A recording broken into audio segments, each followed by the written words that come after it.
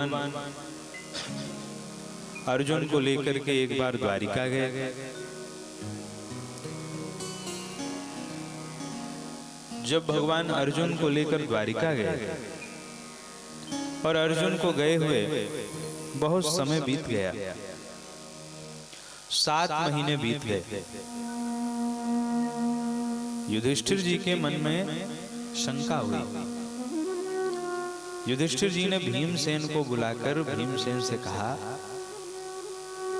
कि भीमसेन, गता सप्ताधुना मासा भीमसेन तवानुजः, आपके भाई को द्वारिका गए हुए 7 महीना बीत गया, अभी तक उनका कोई अता पता नहीं है। वैसे भगवान के साथ गए हैं तो कोई समस्या की बात नहीं है, लेकिन फिर भी इतने नाना प्रकार के अपशगुन हो रहे हैं, इससे मेरे मन में शंका होती है। इतने में सबने देखा कि अर्जुन गिरते पड़ते लड़खड़ाते उठते तेजहीन अर्जुन आते हुए दिखाई पड़े। अर्जुन को देखते ही युधिष्ठिर जी ने, भीमसेन ने उनको संभाला और उनसे कहा कि अर्जुन, आपकी ये स्थिति क्यों है? क्या द्वारिका में सब कुशल से हैं? क्या भगवान कृष्ण कुशल से हैं? तब अर्जुन ने युधिष्ठिर जी को भगवान के स्वधाम गमन की कथा सुना दी। अर्जुन कहते हैं, भैया वंचितो हम महाराज हरिणा बंधुरूपिणा, येन मे अपहृतं तेजो देव विस्मापनम महत्। भैया हमको ठग लिया उन्होंने। ठग लिया? कैसे ठग लिया? अर्जुन कहते हैं, भाई के रूप में आकर के उन्होंने हमको ठग लिया। मैं समझता था कि मैं इतना बड़ा धनुर्धर हूं, मैं समझता था जिनके बल से मैंने खांडव वन का दहन किया, के वन से मैंने जिनके बल से मैंने भगवान शिव को युद्ध में तुष्ट किया, जिनके बल से मैंने द्रौपदी को उस प्रतियोगिता में जीता, जिनके बल से मैंने महाभारत का युद्ध लड़ा, आज जब वही प्रभु नहीं रहे तो उनके परम धाम जाने के बाद सामान्य से कोल भीलों ने भी मुझको लूट लिया। हम ठगे गए। पांडवों ने जैसे ही सुना तो पांडवों ने कहा, जब भगवान ही नहीं रहे तो हम रह के क्या करेंगे? एक काम करो, परीक्षित जी को राजा बनाओ और हम लोग तो चलेंगे अब महाप्रयाण। पांडवों ने परीक्षित जी को राजा बना दिया।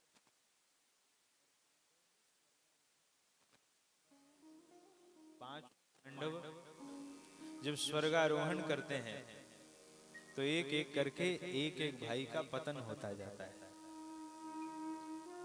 नकुल का पतन हुआ क्योंकि उनको रूप का अभिमान था। सहदेव का पतन हुआ क्योंकि उनको ज्ञान का अभिमान था। द्रौपदी जी का पतन हो गया क्योंकि वे 5 पतियों में अर्जुन से विशेष प्रेम करती थी।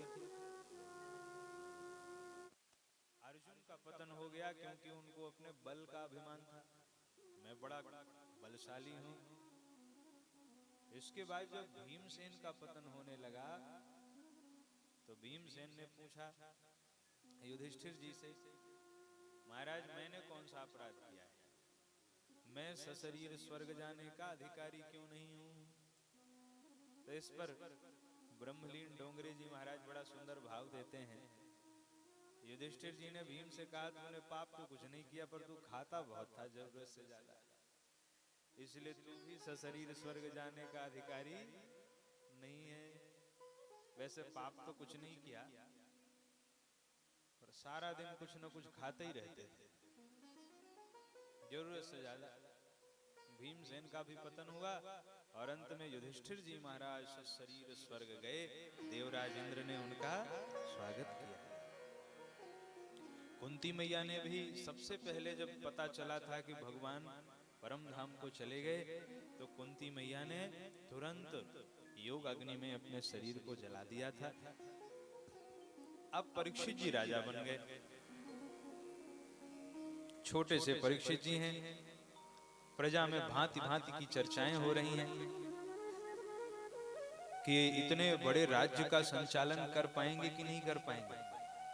कोई कोई कहता है कर लेंगे, ये जिस वंश से हैं उस वंश में सब बड़े पराक्रमी थे, तेजस्वी थे, ये उस वंश से हैं, ये कर लेंगे। परीक्षित जी राजा बने तो परीक्षित जी ने सोचा कि चलो बेश बदल के एक बार प्रजा के मन की बात जान के आता हूं कि प्रजा के मन में चल क्या रहा है। राजा को देशाटन करना चाहिए। जब घूमेगा टहलेगा तभी तो समझेगा कि आखिर जनता चाहती क्या है। जो अपनी बड़ी बड़ी गाड़ियों से बाहर ही नहीं निकलते, केवल बरसाती छत्ते के जैसे चुनाव के समय वोट मांगने आ जाते हैं, ऐसे नेताओं से देश का कल्याण थोड़ी होगा। देश का कल्याण तब होगा जब एक राजा सामान्य प्रजा के बीच घूम घूम करके उनकी समस्याओं को जानने का प्रयास करेगा। इसलिए हमारे प्रभु रामचंद्र जी राजा कब बने? बोले जब पहले पूरे भारत का भ्रमण कर लिया, भारत के एक एक संतों से मिल लिए, सब लोगों से मिल लिए, सब जातियों के पास पहुंच गए, तब भगवान राम ने निर्णय किया कि अब मुझे राजा बनना है। इसलिए एक राजा का उत्तर, इसीलिए संत जन कहते हैं कि भगवान बन गए, भगवान बन गए तो बन गए, ऐसी संतों में कहावत है। आचार्य जी हमारे बैठे हुए हैं, मैं तो आपके सुंदर श्लोकों को और आपके व्याकरण जनित जो आपका दिव्य ज्ञान है अद्भुत है, मैं प्रायः चर्चा करता हूं। भारतवर्ष ऐसे विद्वानों से भरा हुआ है। बताइए, आप अध्यापन, अभी मैं जा रहा था तो कोई मुझे बता रहे थे कि आचार्य जी यहीं पढ़ाते हैं।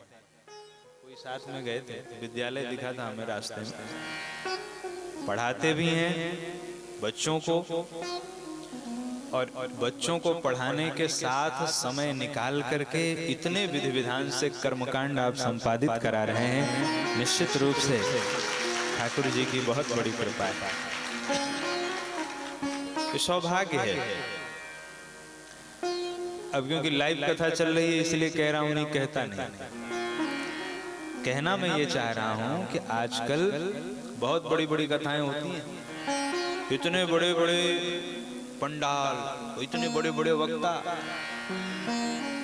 लेकिन बड़ी ग्लानि से, बड़ी पीड़ा से मुझे ये बात कहना पड़ रहा है कि बहुत बड़ी कथा में, कथा कब बड़ी होगी?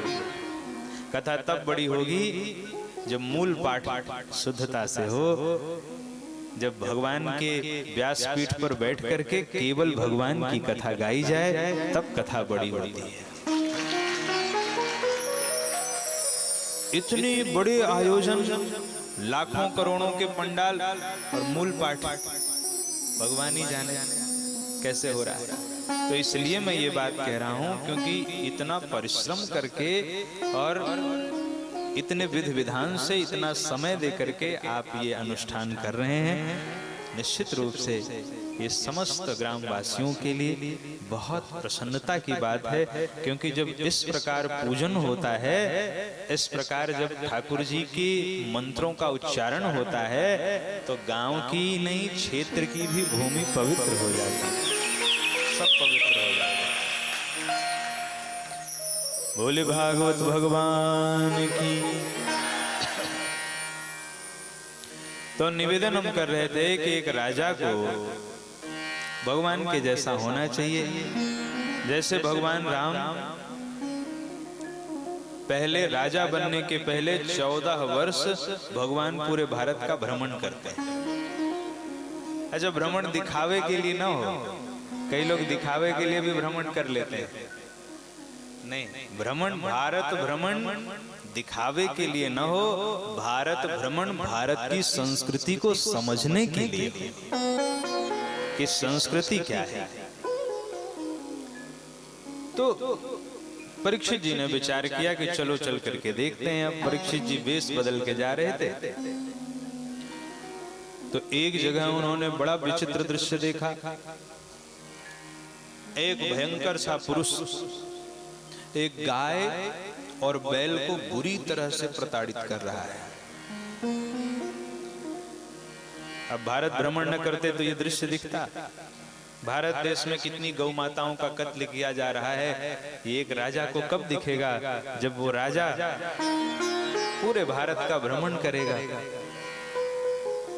इसलिए परीक्षित जी ने जब भ्रमण किया तो देखा, परीक्षित जी को बड़ा क्रोध आया। परीक्षित जी ने तलवार निकाल ली। मेरे राज्य में गायों पर ऐसा अत्याचार, तलवार निकाली और तलवार निकाल करके चल पड़े मारने के लिए। और जैसे ही मारने गए वैसे ही वह कलयुग परीक्षित जी के शरण में आ गया। अब शरणागत कहूं जे तजहि, निज अनहित अनुमान, तेनर पावर पाप में तिन्हें बिलोकत हान। जो शरण में आ जाए उसका वध करना ये ठीक नहीं। भगवान कहते हैं, शरण गए प्रभु ताहु न त्यागा, शरण गए प्रभु ताहु न त्यागा। विश्वद्रोह कृत अघ नहीं लागा, विश्वद्रोह कृत नहीं लागा। शरण गए प्रभु ताहु न त्यागा, शरण गए प्रभु ताहु न त्यागा। विश्वद्रोह कृत अघ नहीं लागा, विश्वद्रोह नहीं लागा। शरण गए प्रभु ताहु न त्यागा, शरण गए प्रभु ताहु न त्यागा। विश्वद्रोह कृत अघ नहीं लागा, विश्वद्रोह अघ नहीं लागा। शरण में आए हुए को मारना नहीं चाहिए। परीक्षित जी ने छोड़ दिया। परीक्षित जी ने बैल से पूछा, महाराज आप कौन हैं? ये दुष्ट व्यक्ति आपको कष्ट क्यों दे रहा है? बैल ने उत्तर दिया, महाराज कौन किसको कष्ट देता है? कुछ लोग कहते हैं कि ग्रहों की दशा बिगड़ जाए तो दुख का कारण बनती है। कुछ लोग कहते हैं व्यक्ति अपनी ही भाग्य के अनुसार सुख दुख पाता है। और कुछ लोग ऐसा कहते हैं कि काहू न को सुख दुख कर दाता, निज कृत कर्म भोग सब भ्राता। तो मैं क्यों कहूं कि ये व्यक्ति मुझे कष्ट दे रहा है, पता नहीं मुझे क्यों कष्ट मिल रहा है। तुरंत विचार लिया परीक्षित जी ने। परीक्षित जी ने कहा, महाराज मैं पहचान गया, आप साक्षात धर्म हैं। जो अपने मुख से किसी की निंदा न करे वो धर्म ही हो सकता है। देखिए संसार में सबसे बड़ा पाप क्या है? इस संसार में सबसे बड़ा पाप है परनिंदा। मानस जी में जब सप्त प्रश्नों का वर्णन किया गया उसमें कहा सबसे बड़ा पाप क्या है? कहा पर निंदा सम अघन गरीसा। दूसरों की निंदा करते ही हम उनके पाप के भागी हम भी बन जाते हैं। इसलिए कभी किसी की निंदा नहीं करनी चाहिए। परीक्षित जी कहते हैं जो किसी की निंदा न करे वो तो साक्षात धर्म स्वरूप होगा। आप साक्षात धर्म हैं और ये धरणी है, और धर्म और धरणी के बीच में धूर्त कहां से आ गया? तू कौन है भाई? परिचय दे अपना। उसने हाथ जोड़ के कहा महाराज मेरा नाम कलियुग है। अच्छा, तो मेरे राज्य की सीमा में क्या कर रहा है? तो बोले अब आपके ही राज्य में अब जाऊं तो कहाँ? आप चक्रवर्ती सम्राट हो, अब मैं कहाँ जाऊं? कोई जगह दे दीजिए रहने के लिए तो मैं वहीं रहूं। परीक्षित जी ने कहा मैं तुझे रहने के लिए 4 स्थान देता हूं। द्यूतम पानम स्त्रियः सोना यत्रा धर्मश्चतुर्विधः। कहा 4 जगह में हम आपको दे रहे हैं, जहाँ जुआ खेली जाती हो वहां रहो। पहला स्थान क्या दिया? कहा जहाँ जुआ खेली जाती है, द्यूतम पानम। दूसरा स्थान कहाँ दिया? बोले जहाँ मदिरा पान की जाती है, द्यूतम पानम स्त्रियः, जहाँ व्यभिचार किया जाता हो। और चौथा स्थान जहाँ पशुओं का वध किया जाता हो। ऐसे 4 स्थानों पर रहो। कलियुग ने कहा महाराज आपने तो मुझे देख के मेरे ही अनुरूप जगह भी दे दी। अरे बड़ा परिवार है, यह सब माया कर परिवारा, बड़ा परिवार है, 4 जगह में कैसे रहेंगे, 1 आध जगह और दे दीजिए कोई। तो पुनश्चयाचमानाय जात रूप मदात प्रभु। फिर से याचना करी तो कहा ठीक है जाओ सोने में रहो। कहाँ रहो?